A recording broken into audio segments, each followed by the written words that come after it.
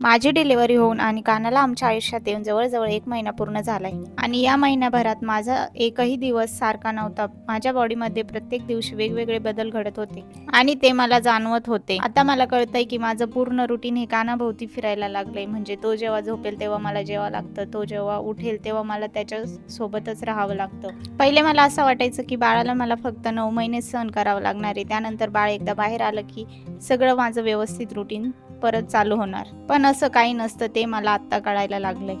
आता माझा दिवस कुठं जातोय हेच मला कळत नाहीये. म्हणजे माझ्यासाठी दिवस आणि रात्र सेम होऊन गेले. दर 2 तासाला उठायचं, बाळाला फीड करायचं आणि झोपी लावायचं, हेच माझं रुटीन फिक्स झालंय आता. बरं तरी माझी फॅमिली खूप मोठी आहे म्हणून माझ्यावर जास्त प्रेशर येत नाही आणि मला आरामाला टाइम भेटतो. डिलिव्हरी नंतर माझ्या आयुष्यामध्ये एक सर्वात मोठा बदल झालाय, तो म्हणजे मी आळस दूर केलाय. प्रेग्नन्सीमध्ये स्वप्नीलने तर मला इतके टोमणे दिले की कसं होईल तुझं, कसं तू बाळाला सांभाळशील, कशी एक जबाबदार व्यक्ती बनशील, कारण तुझ्या इतकी आळशी मुलगी मी बघितली नाहीये, अवघड दिसतंय, एवढे टोमणे मी ऐकले होते ना. आता सगळे मला म्हणताय की तू एवढी जबाबदार कशी झाली. म्हणजे माझ्या नवऱ्याला माझ्यावर विश्वासच बसत नाहीये की एवढं कसं बदल होऊ शकतो अचानक एखाद्या मुलीमध्ये. आणि त्यांचाच काय मला पण माझ्यावर विश्वास नाही बसत आहे की मी एवढी जबाबदार कशी झाली. पण असं म्हणता ना की आई बनण्यासाठी कुठं शिक्षण घेण्यासाठी जावं लागत नाही किंवा कुठला कोर्स करावा लागत नाही. आपोआपच जेव्हा बाळाला जन्म देऊ तेव्हा आपण आई बनतो.